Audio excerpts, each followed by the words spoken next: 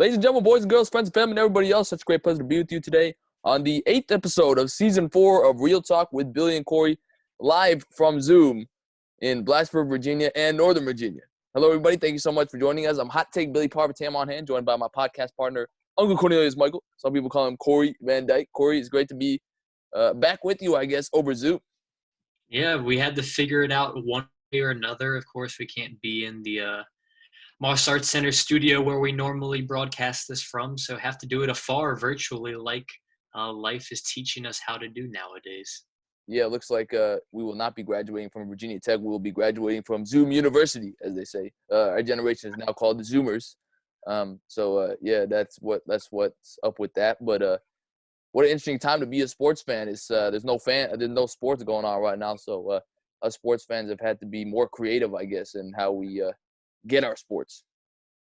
No, that's for sure. I mean, even last night we were watching. Me and my roommate Bassam were watching the 2006 national championship for college football, the USC Texas, with Vince Young has the game-winning touchdown. So, watching a lot of these, I guess you can say, classic games that are being rebroadcasted and stuff like that to kind of get our sports fill since there's no live sports going on.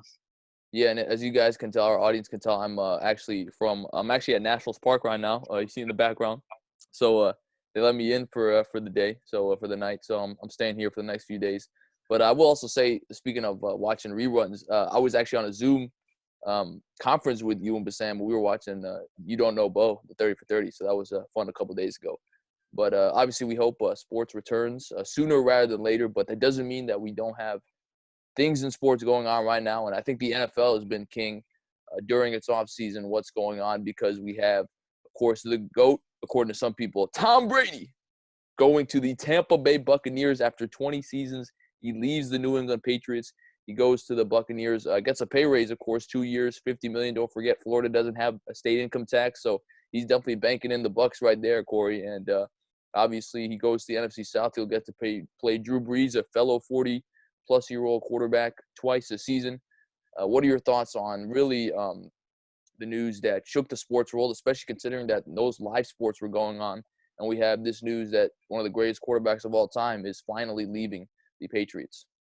Yeah, like you mentioned, it's kind of all shifting right now to the NFL free agency just going on, offseason going on, and different things like that. And Tom Brady was the bombshell, the big news that has kind of dropped since sports have been subsequently canceled with coronavirus going on. And you said some people call him the GOAT. You also call him the LOAT, the luckiest of all time. That's right. That's your title for him. But I mean, like you said, it was really a move that kind of shook NFL, of course, and shook sporting world going on. And Tom Brady has become synonymous with the Patriots and has become synonymous with Belichick and with Robert Kraft and the Patriots way that they have going on there all those years. Like you mentioned, 20 years there. Just seemed to be a contender year in and year out, really, of perhaps the biggest dynasty in the NFL all those years that the Patriots had. And now all of a sudden he's going to finish out his career for what it looks like with the Tampa Bay Buccaneers. And it's a move that I think even when we were talking about it back during the beginning of the semester, we were talking about potential landing spots. I don't know if either one said the Bucs. Nope. I think you said the Titans. I had the Chargers. So, I mean, we look at it, it's a move we weren't really expecting initially, but I think it's a move that certainly fits for what Tom Brady's going to do. He's going to have two of the perhaps greatest wide receiver weapons that he's had over his years. Of course, he had the 1 year with Randy, or 1 or 2 years with Randy Moss, where that was arguably his best, the best time, where they went, almost a perfect undefeated season before they ran into the Giants in the Super Bowl. But other than that, Tom Brady has really never had a standout wide receiver. And now he has potentially two with Mike Evans and Chris Godwin. The Bucs have the weapons on the outside. I mean, you throw a guy like Jameis Winston in there, and if he cuts down on his interceptions last year, these Bucs are potentially a playoff team. And Jameis Winston, I don't think either of us can argue is up to the level of Tom Brady and what he'll bring to the system there. So I'm really looking forward to that, and pairing with Bruce Arians, even a former Hokie, will get his time with Tom Brady there. They'll put in a system. Bruce Arians, of course, a long time just offensive guru, I think you could say. He really kind of put Carson Palmer back on the right path with the Cardinals a few years back. Of course, they were one win away from the Super Bowl when they lost to Cam Newton. And the Panthers that year, it's another kind of news that's been going down as Cam Newton as well. We can get into that a little later. But really, it is just interesting to see you kind of pegged Tom Brady as this guy that was going to be with the Patriots his entire career. And now here he is at least 2 years with the Buccaneers. So I think that's the biggest thing moving forward. I agree with you. What a great move, I think, for the NFL. First of all, I think it actually, in a sense, maybe makes Tom Brady less hated. You know, you look at the fact he was with Bill Belichick, the evil empire, the Patriots. Now that they've been broken up, all of a sudden, I think Tom Brady becomes a more likable guy. He took his talents to South Florida like LeBron, but instead he's more loved, I think, now instead of being hated like LeBron was. Like you said, really, Mike Evans, I think, is his best receiver since Randy Moss. I mean, think about it. Brady had Gronkowski and even the late Aaron Hernandez at one point. Outside of that, and Randy Moss, who were his great targets? I mean, Wes Welker. If he went to any other team, he would not be who he was without Tom Brady. And so I agree with you. I think it's great for him offensively. Bruce Arians, you mentioned Carson Palmer. He brought him back to life and his NFL career. You also look at he was the first quarterback coach for Peyton Manning when he came into the NFL. He's coached Ben Roethlisberger on the Steelers.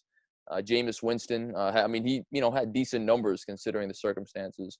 So Bruce Arians is a veteran coach. He has the credibility, I think, to coach a guy like Tom Brady. Tom Brady's going to work really well with him. And then I just think it's great for football overall. All of a sudden, I think you kind of weaken the Patriots in a sense, and then you move to the Buccaneers. And I think the Bucs are right up there in terms of a team you've got to watch who I think can make a deep run. And that's where I kind of want to go with my next question is Tom Brady on the Bucs. Obviously, like you mentioned, neither of us expected that. I don't think most of NFL fans expected it. Sports fans all across the country. What's the Bucs ceiling this upcoming season?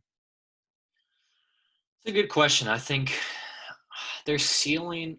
I think most likely, I think they go something. They're competing for a wild card. They're a likely wild card team. I think in my estimation, I think their ceiling is if everything suddenly clicks that they win their division. I don't know if I can peg them just yet as a Super Bowl contender. I have to see all these pieces kind of play out first. Of course, you do add in a guy like Tom Brady, though, and you would be remiss to not say they have the potential for a Super Bowl with a guy who's continually been there year in and year out. So I think that'll be something to monitor kind of going forward, is seeing how all these pieces fit together, see if Tom Brady is kind of a right fit there even. Of course, they were kind of even saying how Bruce Arians kind of likes those gunslinger quarterbacks. That's even what Jameis Winston kind of was. And that's not really Brady's style, but I think you can certainly tailor an offense around Brady and the skill set that he has, and you're going to have a lot of success. And that's what I expect the Bucs to have. And like you kind of said, what did they finish? I think it was either 7 or 9 or 8-8 this year, and that's including 30 interceptions from their quarterback. And just, if you have a normal year from a quarterback where you maybe even cut down half of those 15 interceptions, they probably win 2 more games, 3 more games, and they're a playoff team. So I think adding in Tom Brady, a guy who never is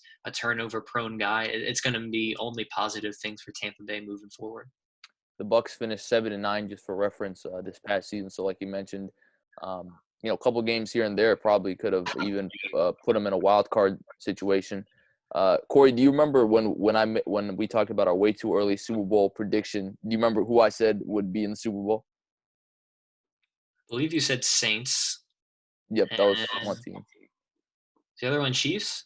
I said the Saints versus whatever team Tom Brady's on, assuming he is in the AFC. That's right. But I will say that will be in the NFC Championship game. I'm going with the Saints and the Buccaneers. 2 40-plus-year-old quarterbacks are going to face off against each other. Drew Brees and Tom Brady. Wouldn't that be great for sports? We actually almost saw it a few years ago when the Saints should have actually been in the Super Bowl. It got robbed by the Rams and the refs. So I think the ceiling is high for Tom Brady and the Bucs. You look at some of these other teams in the NFC, I think, are not as deep as they may look. The Packers, I don't know how much you can trust them, especially with Matt LaFleur as he come back down in his second year in the league. Look at some of the other teams, the Vikings. You really think Kirk Cousins is going to lead? You really trust the Vikings to go on a deep run with Kirk Cousins as their quarterback? You wonder if Jimmy G and Kyle Shanahan, can they keep it up for a second year in a row? Russell Wilson, it seems like the Seahawks are kind of Russell Wilson and company. So he's had to do a lot for that team. NFC East, we know the Cowboys have talent, but let's be real. I mean, they always find a way to choke it. You know better than anybody as a Cowboys fan. So I just think, you look at the rest of the field in the NFC. I think it's very plausible the Bucks could make a run all the way to the NFC Championship game, especially when you pair Tom Brady and Bruce Arians together. I don't know what your thoughts are on that, but that's my hot take for the podcast. So. Yeah, I mean, I could see it happening. I think, like I said, that we have to see all those pieces come into play. And I kind of want to go off another thing you said earlier, too, about kind of comparing his move to LeBron. And I think I kind of compare this to LeBron's move of going from Miami to Cleveland, where he was kind of a hated player, not a guy not many people wanted to root for. And now all of a sudden, he goes to this kind of underdog team, a team that hasn't won in so long, and you kind of want to root for him again. And I think that's kind of what it's going to be with Brady. I think a lot of people might want to even see the Bucks have some success with Brady, whereas before you could never see yourself rooting for Brady. I think more so it's because of just the Patriots and all the success that they've had. You kind of don't want to see them win. But now that he's on the Bucks, I can even see myself rooting for the Bucks a little bit and rooting for Brady and seeing what they could do with this new, of course, franchise quarterback in place. Yeah, I have a friend who's a Patriots fan. I texted him when the news came out, and he said, "Yeah, I'm definitely rooting for Brady to do well. I want to see him win another place." And let's kind of go to the other side of this deal. Brady leaves the Patriots. That leaves the Patriots having to look for a starting quarterback for the first time in 20 years. Can you believe that? And they've signed Brian Hoyer, a guy who obviously on paper is not a good quarterback. However, he has been in the Patriots system for a long time, so. He knows the system. He has a chance to win the starting quarterback job. But, Corey, you look at sort of how the Patriots are constructed now. What's your take on their outlook for this upcoming season? Yeah, I mean, I think so. It'll come down to either Brian Hoyer or Jared Stidham. As of right now, will be one of their two quarterbacks. Jared Stidham he's a rookie quarterback this past year, taken from Auburn University, and anytime a quarterback is taken by the Patriots, it's always a question of, is he Tom Brady's heir apparent? And we'll get to see if that's the case now, actually, with Stidham, or maybe they'll even go with Hoyer, I think less talented player, but a player who, like you said, has the experience in the Patriots system. So, I mean, I think they're still going to have what they're the number one defense, I think, this year, maybe even top three. I don't know if it was number one by the end of it. But they were a top defense. They'll still be competitive. I think Belichick knows how to win. We've even seen that before, where I think following, what was it, Deflategate, I believe, that Brady was suspended 2 games, and they plugged and played Jimmy G at that point, and then he got hurt, and they plugged and played Jacoby Brissett, and they won all those games as well. So I think they have experience of plugging guys into their system and having success with the way that the Patriots have built their system. So I don't know. I think it'll be definitely a competitive, division between them and the Bills.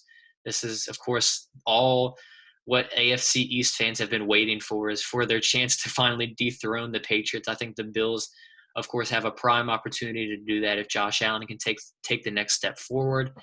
Bills were, of course, a competitive team this year, when lost to the Texans in the AFC wildcard game, which was a wild game. They should have won that game, honestly. They should have won that game, honestly, like you said. Yeah, and they would have played, I guess, would have played the Chiefs then, right? Yeah, and you never know. I mean, they play the Chiefs. You never know if they can pull off a win, and then all of a sudden the whole postseason is turned around. Yeah, exactly. So, I mean, I think the Bills definitely have I would, put them as a very slight favorite right now, but I wouldn't discount what the Patriots can still do and what they having built, the Patriots way, as it's been so called, with Belichick over these years. Hot take number 2 of this podcast.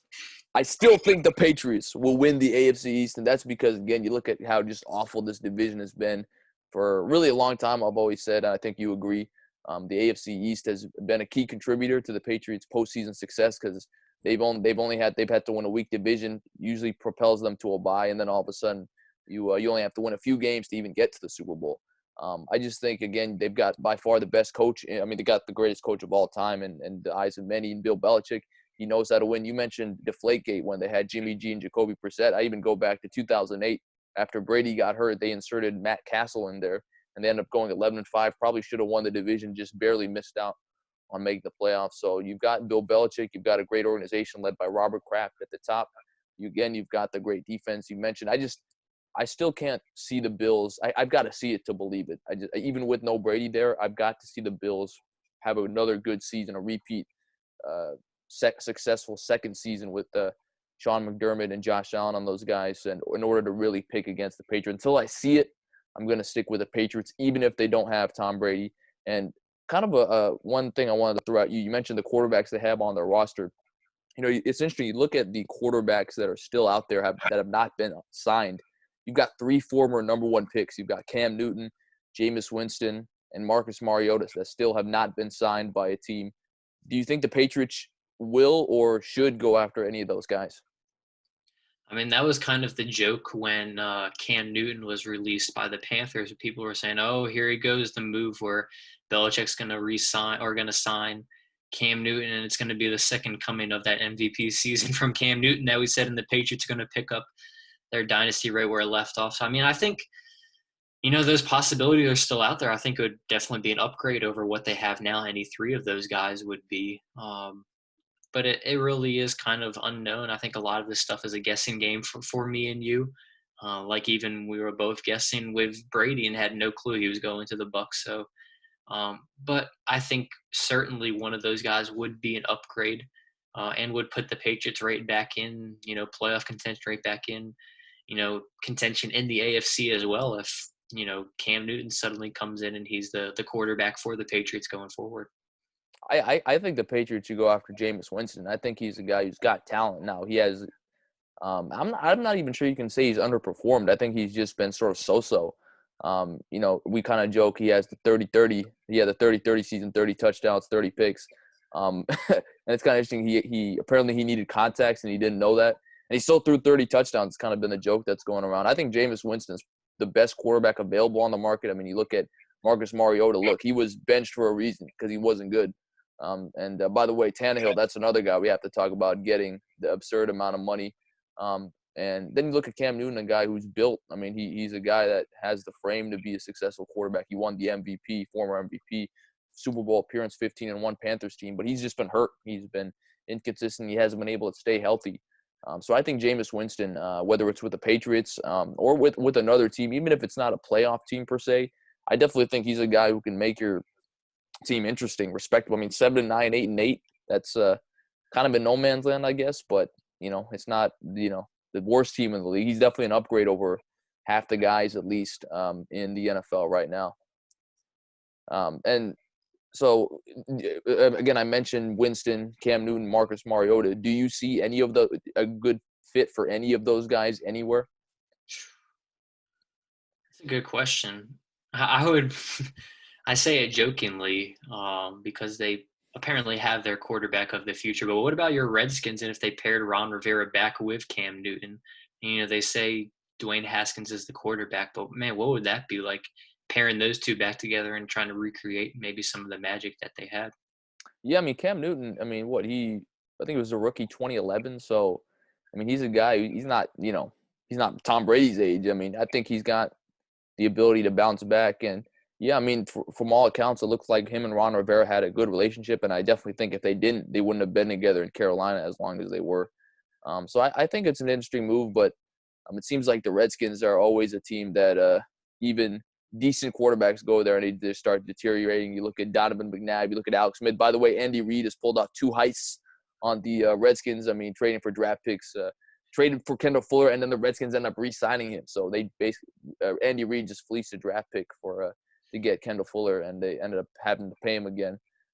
So I think Cam Newton would be interesting to the Redskins. I also think the Bears are an interesting team because this is a team that, you look at 2 years ago, won the NFC North, were a missed field goal away from beating the Eagles, at least making it to the NFC divisional round.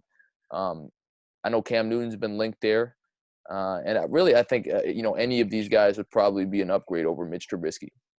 Yeah, and the Bears did sign too Nick Foles, so that was kind of a failed experiment with him with the Jaguars. That kind of leaves room with maybe the Jaguars. Of course, they have Gardner Minshew there, but really, is he the quarterback of the future? I don't know. So that's another team that's kind of open there that kind of initially jumped in my mind. I don't know. There's been a lot of rumors about, the Raiders and them kind of wanting to move on from Derek Carr. I don't know if that means they would want to take a risk on one of these guys or if they want to draft someone. So that's another kind of team to possibly look out for as well. And the Chargers, I mean, they just lost Phillip Rivers. Yeah. Where they're going in their direction. They're a team that has weapons too. They've got um, uh, Austin Eckler, or Austin Eckler left and Melvin Gordon, or I mean, Eckler's still there. Gordon left. yeah, Gordon left. Eckler's still there. You've got Mike Williams, who's I think is an underrated receiver. He's got a lot of talent. And so I think the Chargers are another team. You play in LA. It's warm, 8 games out of the year. So I think that'd be an attractive place for anybody. But I mentioned Winston. I think Winston's the best quarterback out of the 3 guys remaining. Would you agree with that, or would you pick Newton or Mariota?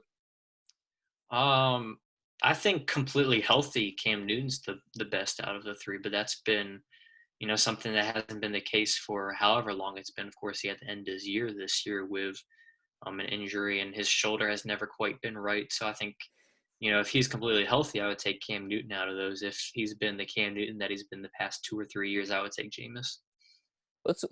We talked about Tom Brady. Let's move to another guy who's getting up there in age. Phillip Rivers. He left the Chargers, a team he's played for his entire career, and he's now with the Indianapolis Colts. He signed a 1-year, $25 million deal. There was talk he might not even get a deal, but he eventually signs with the Colts. Going to be their starting quarterback. Of course, the Colts have gone through a lot recently. They had Andrew Luck suddenly retire, and Jacoby Brissett actually had led him to a decent record given the circumstances. But Cory, I just want to get your thoughts on what the Phillip Rivers signing means for the Colts. Let me go first on this. This might be my 3rd hot take. This might be a record of this podcast. I would pick the Colts to be the favorite in the AFC South right now. You look at who they've got to face. I mean, the Jaguars, they're going to be weakened by, they had a so-so season, and now they are uncertain. A quarterback who's Gardner Minshew really the guy? They're going to go for someone in the draft. You've got the Titans. You really think Ryan Tannehill is going to put it up again for a 2nd season in a row? I highly doubt that. Then you look at the Texans. I tell you what, Bill O'Brien, he's probably the most overhyped coach in the NFL. I just think he's got. Don't get me wrong. I don't think he's terrible in the first place. I mean, I think. I think he's not a terrible coach, but I definitely think given who he coaches, I think people have a lot more expectations on him than they really should. So I just think, all those things considered, Frank Reich's done a good job with the Colts, considering what they had last year. Phillip Rivers is definitely, even at his age, an upgrade over Jacoby Brissett and those guys. And then you look at the Texans, just traded DeAndre Hopkins for whatever reason. Cardinals got a heist out of that one. But I think all those things together, don't get me wrong, Deshaun Watson is the best quarterback in the division, but I think arguably Phillip Rivers has the better team. I'm going to say the Colts right now are my slight favorite to win the AFC South. I don't agree with that one. I would even say I think the favorites right now are the Titans. Titans haven't won the division. Of course, Texans won it this past year, but the Titans went further in the playoffs than them. They looked, the better part of a playoff team. And, of course, when Tannehill took over that team, they were a completely different team. And not to say Ryan Tannehill's a Pro Bowl quarterback or anything like that. And, I mean, even I think his payday was a little too high. But if they can establish, the rhythm with him and he takes his, stay at the same level or even take it up a notch with the continued emergence of Derrick Henry and that defense. And I think Vrabel is one of the better coaches in the NFL. I like the Titans in that division right now. I think that loss of DeAndre Hopkins is something that we shouldn't take too lightly. And, of course, Deshaun Watson can make up for a lot of the wrongs that may go on with coaching and everything else on that organization. But I think when you take away a top 5 wide receiver in the NFL, and it's a lot to make up for the Texans. So that's where I kind of think they stand. I think the Colts are an interesting case. So I think they're a team that can certainly, if Phillip Rivers, plays like he has in the past, they could certainly be a team I think that competes for a wild card and is in the wild card hunt all the way through. Of course, they're led by their linebacker, who's a 2nd-year linebacker this past year, Darius Leonard, and the Colts had a pretty strong defense. But, of course, Brissett, like you said, he had kind of got off to a hot start and kind of slowed down a little bit as the year went on. So I think a change was needed. And I think, They have some pieces in place. I just don't know if it's a division-winning roster like you noted. So I'll I put will. it at that right now. Would you rather take Phillip Rivers or Ryan Tannehill? Ryan Tannehill. Whoa. Well, I don't know about That's that, but maybe my hot take. I will say this though. You look at the Colts' schedule last year: 7-9, 5 losses were by one possession or less. So I'm just saying. I mean, now maybe some of that is just in the just the nature of sports. But you never know. You have a better quarterback, maybe you win some of those games. Andrew Luck, I think we probably both agree if Andrew Luck was the quarterback of that team, he probably would be better than 7-9, and have a shot at the playoffs. So Phillip Rivers, we'll see what happens. I think it's definitely going to be an interesting to see where the Colts land. Um, I do want to talk about. I don't know if we necessarily talked about it, but look at a guy in Phillip Rivers' class, Eli Manning. He is a guy that retired as well. So the Giants, you talk about, maybe they're another team that looks at one of these guys in the open market in terms of replacing their starting quarterback position. Although they guess have Daniel Jones, so maybe they're looking at a backup. But what are your thoughts on Eli Manning's career, Corey? Obviously, he is part of the Manning family, the first family of football. They say he won 2 Super Bowls, 2 Super Bowl MVPs against Tom Brady, and the Patriots beat the undefeated Patriots to deny them an 18-1 season. You look at guys like David Tyree, Mario Manningham. Those catches are iconic plays in the history of football, history of the Super Bowl. But really, for the most, I mean, he was a mixed bag. He won the Super Bowls, but after that, wasn't really a consistent quarterback. So I'll give the floor to you first. What's your thoughts on Eli Manning's legacy? I think both me and you actually have kind of a same kind of mindset when it comes to Eli Manning, and that is that, yes, he won 2 Super Bowls, led the Giants to those 2 Super Bowls. Yes, he's in the Manning family, but ultimately, I don't think he was a quarterback that really we can list up there with the greats in the NFL, with the greats even of this past decade. Really, I think he's a pretty good quarterback, but not a great quarterback. I think he's, in my opinion, good quarterbacks don't go to the Hall of Fame. Great and exceptional quarterbacks go to the Hall of Fame. He's the guy that just like he wouldn't strike fear into you. I feel like you see guys like Patrick Mahomes. You're on the opposing sideline of him, he strikes fear into you. You see guys like Lamar Jackson. You're on the opposing sideline of him, he strikes fear into you. Never really do I think that was, the case with Eli Manning. That was certainly the case with his brother Peyton Manning. That was certainly the case with Tom Brady and some of these older guys. But never really did I think Eli Manning was on that same level. And I think, you know, his whole kind of legacy is carried by winning those 2 Super Bowls. You take those away, and he's even just a mediocre quarterback, I think, an above average maybe quarterback. But because he has those 2 Super Bowls, everybody loves to give him a little more credit than I think he's actually due, and that's kind of where I think I stand with him. Great career. Did Great a guy lot. too. Yeah, great guy. Did a lot for the game. But when he kind of stands in the picture of the NFL greats and people kind of put him up on that level, that's where I think we kind of have to take a step back and really realize what was Eli Manning. I have a question for you as a Cowboys fan. If you take away the Super Bowls, what's the difference between Eli Manning's career and Tony Romo's career? I think they're pretty similar quarterbacks, wouldn't you think?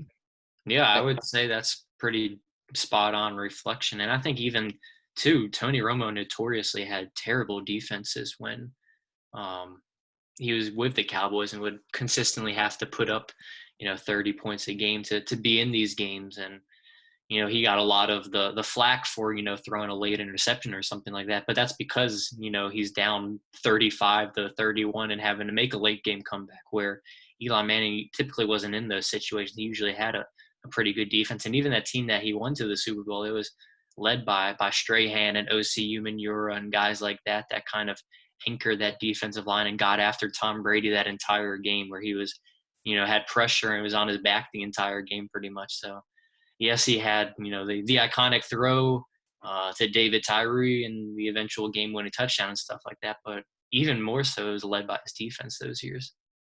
Yeah, I mean, I agree with you. This has been one of my pet peeves that Eli Manning is some great quarterback. He's a great guy.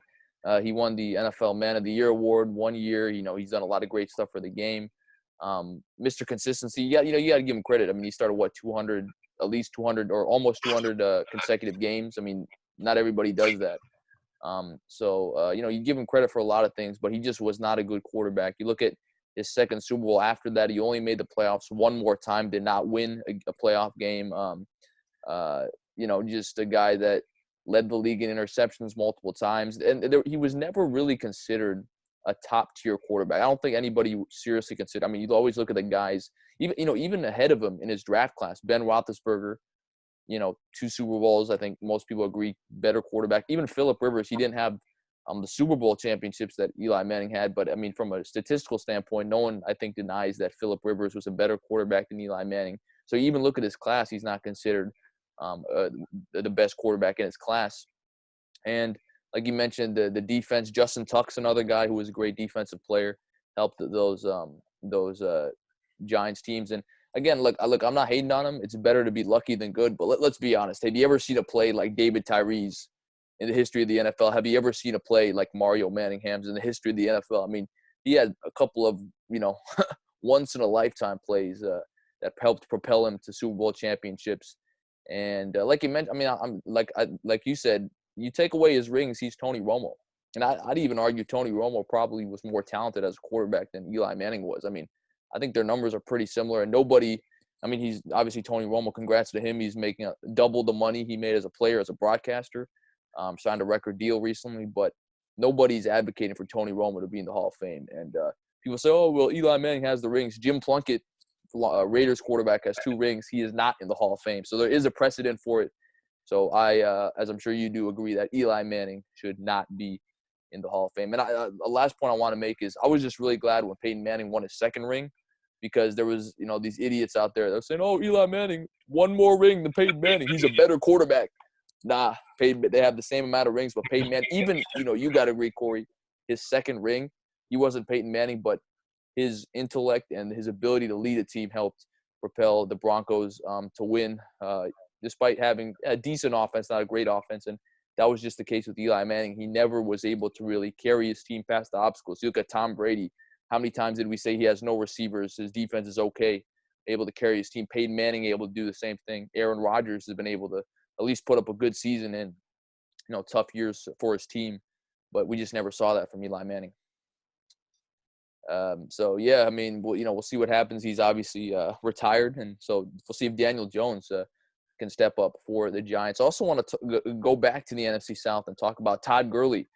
He's a guy that signed with Kyle Van Dyke's Falcons and Greg Van Dyke's Falcons too, I guess. So what are your thoughts on that? This is a Falcons team that has not performed well since their Super Bowl run. I mean, Dan Quinn, I'm surprised he hasn't been fired yet.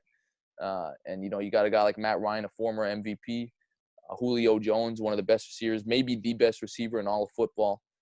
So, Corey, what are your thoughts on the Todd Gurley move? Does it make the Falcons better? Do you see them potentially making the playoffs? I think you look at that move, and it's a move that certainly sells some more tickets. It's a move that certainly sells some more merchandise. Todd Gurley, of course, went to University of Georgia right down the road there from Atlanta. So he's a very popular figure. Was even reading back a couple articles where it said, Falcons fans were upset when they didn't take him in whatever draft that was that they came out. They took Vic Beasley instead. So it's a guy that, has a lot of fans, even before he comes onto the team and now he's there. I think you look at Gurley, he's a guy that, the question marks are certainly there with how his knees are holding up. That's been kind of the thing ever since he had that, that standout year with the Rams. He hasn't been healthy since then, and he potentially has, arthritis in his knee. That's a condition that doesn't go away. It'll be there for a while. So I think it wasn't like the Falcons, though, spent a whole lot of money on. I think it was a pretty low ball contract where it's not a high risk thing. So I think, they'll have him in there for a year or two, see if he is the Todd Gurley of old, or see if he even, goes down in the level that he has. And if so, then they cut him free. They didn't lose a lot of money in the deal. I think there's nothing but positives that can come out of this, with expectations kind of, I think, even being so low as they are right now with Gurley. By the way, he actually also, I don't know if you've seen it, but he actually also has not taken his physical because he's quarantined in California right now because of this whole COVID crisis. For me, I agree with you. It sells more tickets, but I don't think it. I don't know where you stand on this. If I had to bet my money right now, I would not pick the Falcons to make the playoffs. I think there's two teams better than them, the Saints and the Buccaneers now with Tom Brady. Look at the NFC West, 49ers and Seahawks, and even the Cardinals with DeAndre Hopkins. I think they're going to be an interesting team. The NFC East, you got the Cowboys and Eagles are going to fight it out for it. NFC North, Packers and Vikings. I do not see three teams from the NFC South making the playoffs, and considering they are the third best team. So I would not put my money on the Falcons. Is there a sleeper team out there you think that we haven't talked about? I mentioned the Cardinals. Is there another team you think that may not be as talked about? You think they might be able to make a playoff run, especially considering that they've expanded the playoffs like we've talked about?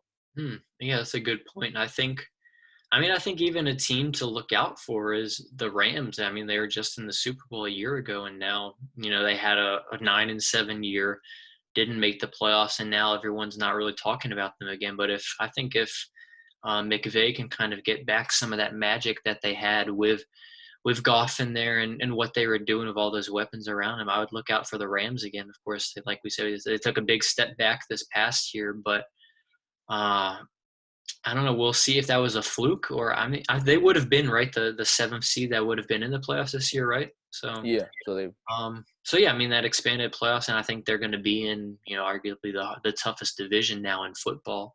So that'll be something interesting to look at, with the Seahawks, the 49ers, and the Cardinals all in that division. Really, teams that I think you could make an argument for all of them making the playoffs, one way or another. So I would say the Rams, though. I think they're a team that, with them taking a step back this past year, a lot of people aren't even thinking about anymore. You're probably going to be shocked where I'm going to go with this. The Dallas Cowboys, I think, are a team to look out for to make the playoffs because there are 7 teams. You look at, Cory, you know better than anybody as a Cowboys fan. I remember with Jason Garrett, who's now the Giants offense coordinator for some reason. The 3 years in a row, I think it was like 2011 through 2013. The Cowboys were 8-8, but the last game of the season, they could have won the game, won the division. They lost to every single NFC East team 3 years in a row. But hey, with 7 teams now, they very easily could have made it. So look, this is a Cowboys team. You got Mike McCarthy, you've got Dak Prescott, Zeke Elliott still there, the offensive line. McCarthy, of course, Super Bowl champion. I don't see why this Cowboys team could be better than the 7th seed. And honestly, if you're asking me right now, I would pick them as the favorite to win the NFC East. I like that. Yeah, I hate to say it, but with more teams in the field, you should be able to make a run. So we'll see what happens with the Cowboys. But a good discussion on the NFL, of course. It's great that they're giving us so much news, given that there's no sports going on right now. And, of course, the NFL draft, too, will be still going as scheduled, I'm sure, with some changes, of course. But it's good to see the NFL draft still happening, given the lack of sporting events going on right now. But for the last portion of our podcast, I want to transition, Cory, to the NBA and talk about the Mount Rushmore of the NBA. This is, I think, a topic that it's pretty interesting because I think the NBA is an interesting sport because I think you can debate individual players a lot better than you can in some of the other sports, just because the fact that you only have 10 players on a court at a time, stars can really impact the game a lot more than you can in other sports in basketball.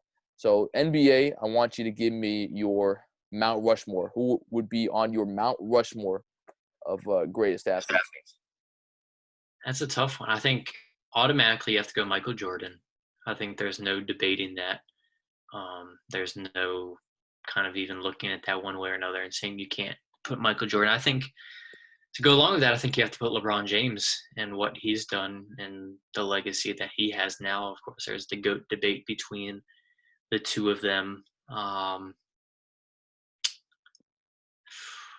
It's a guy that, never grew up watching or anything like that, but I think Bill Russell and just all the NBA titles that he has and the pedigree that kind of comes with him, I think he's a guy you'd have to throw up there.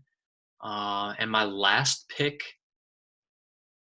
I think I'm torn between either Magic or Bird, one of those two. Yeah, that's a good one right there. Just because of the legacy that they carry with them.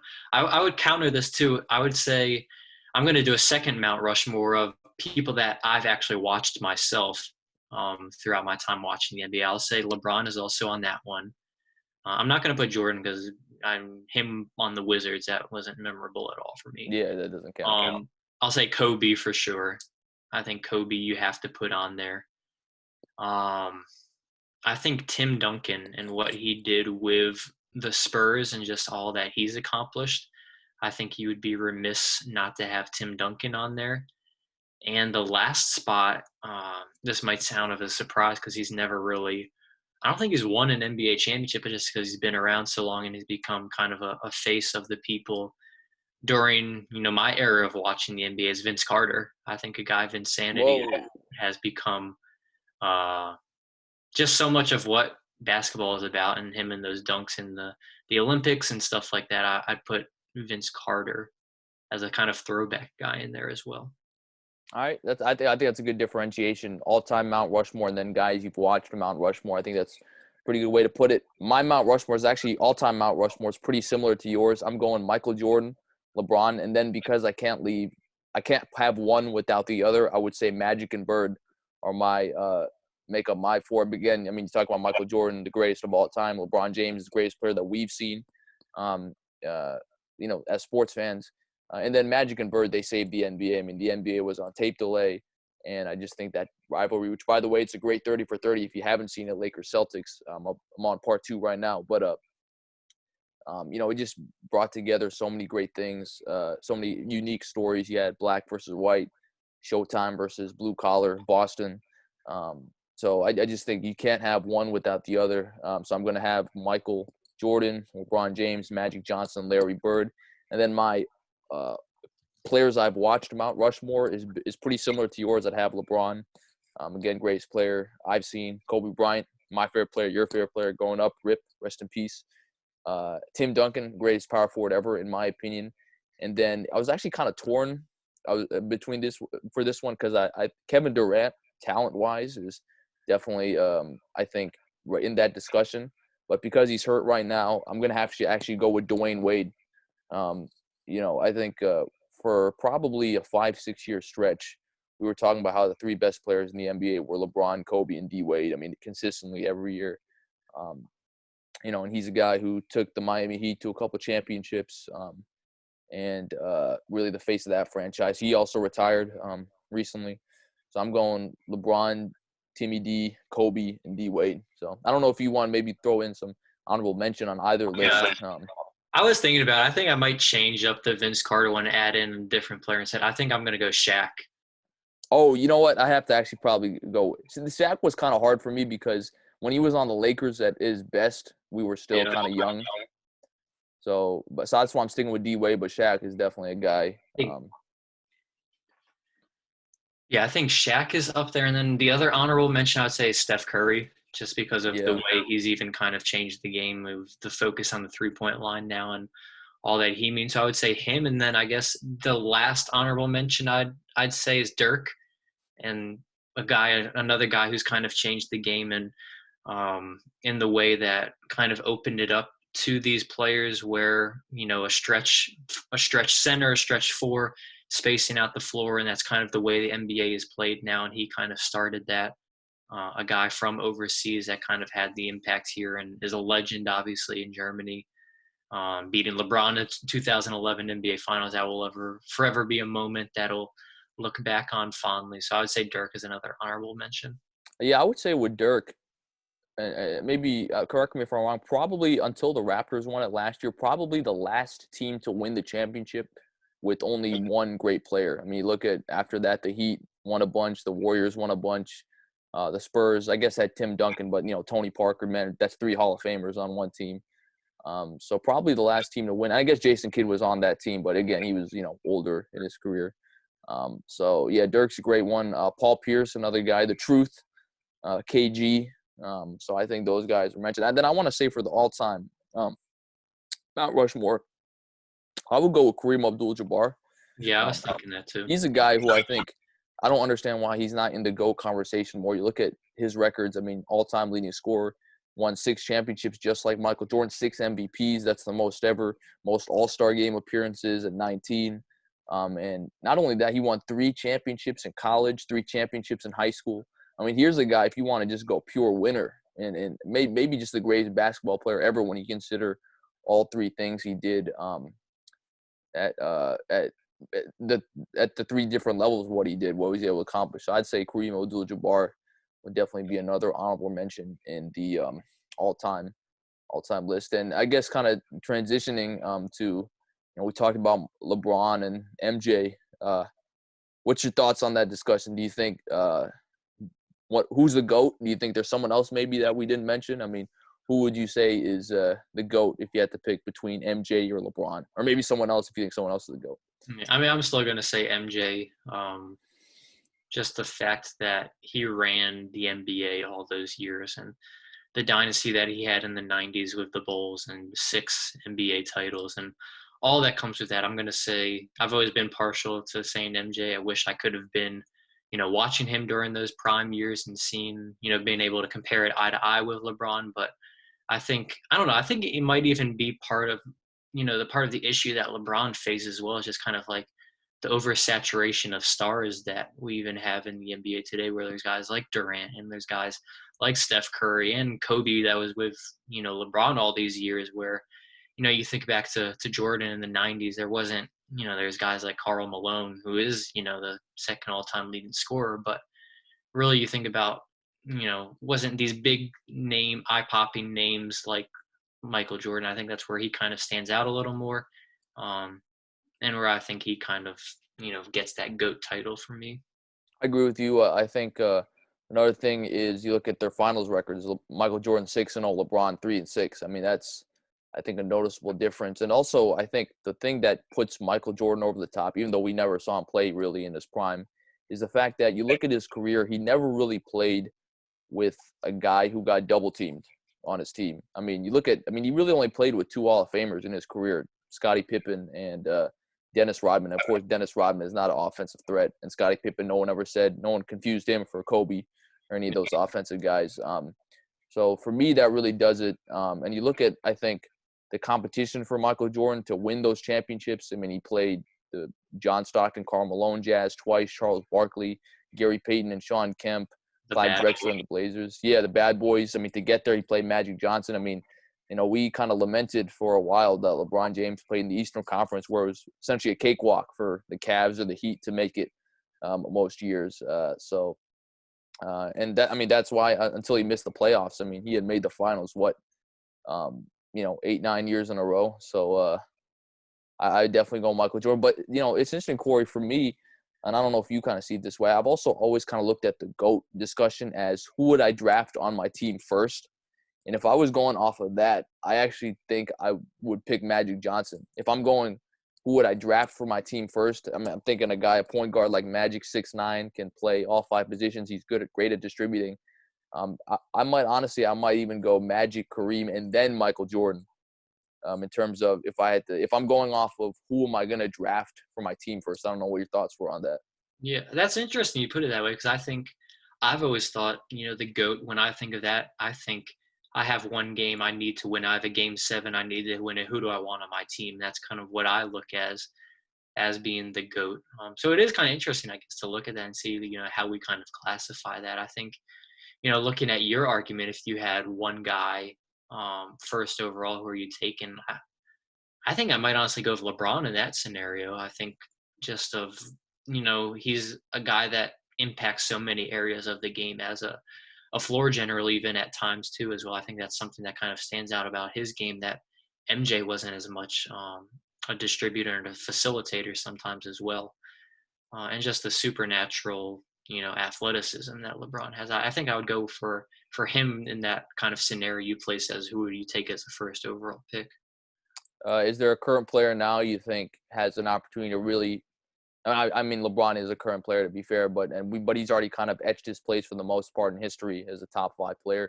You think there's a current player right now you think has the opportunity, the potential to really catapult into that type of conversation? We've only got to see a brief look at him, but I think Zion is the best guy that we have now. Of course, it's a very young comparison right now. Of course, his first year in the league, and a year that's been cut short for the majority of it. So, but I think in the brief look that we've had at Zion being there, and if he can continue to develop a jump shot and even just cut his weight down, I think, a little bit. He's a guy, I think you look at him and he has all the potential to all the skills and the athleticism to be another LeBron, another kind of potential GOAT in the NBA. I might shock you with this one. He kind of comes off as a one-sided player, which I think he is in a lot of aspects. But I'm going James Harden. I just think his ability to score. I don't know that we've seen too many guys who can score like him. He's won an MVP. He's won scoring titles. I think this Rockets team's going to be. I'm not going to. I mean, granted, we have to restart the season and see what happens. I'm not picking the Rockets to win the championship, but I do think they'd make an interesting series against the Lakers. I think it'd at least go 6 games. And James Harden, here's a guy we kind of forget. He was on the same team as Kevin Durant and Russell Westbrook. That might be the biggest what if, honestly, in NBA history. If those 3 guys stuck together, first of all, would James Harden be who he is? But would they have been able to work it out and win the championship? I'm not sure you've really had a team that had 3 great offensive weapons like that team did. And honestly, didn't even really put up a fight against the Heat. You remember that series? I think they lost in like 5 games. Yeah. So I think James Harden probably is my guy to maybe if he can start playing a little defense, maybe he's a guy who can – you look at, he's one of the greatest scorers in NBA history. So Yeah. But, yeah, I mean, it's a great discussion on our first Zoom podcast. Cory, of course, we hit a lot of different topics, a lot of great stuff NFL has given us in terms of guys leaving their teams, signing with new teams. And then I think the barbershop debate with the Mount Rushmore topic of who we got. Honestly, there wasn't much disagreement. I think we both had pretty similar lists, and the guys we mentioned easily could be on their honorable mentions. And so, yeah, good podcast on this first edition of I always used to say our podcast was brought to you by Corduroys, but now I'm guessing it's going to have to be brought by Zoom University. Zoom University or Nats Park, either one. Yeah, that's right. Well, again, folks, thank you so much for joining us on this 8th episode of Season 4 of Real Talk with Billy and Cory, our first on Zoom University. We look forward to bringing it back every week going forward. Once again, from my podcast partner, Uncle Cornelius Michael, Cory Van Dyke, I'm Hot Take Billy Parvatam on hand. We say so long to you for just a while. Stay safe and healthy, everybody. Love you 2000.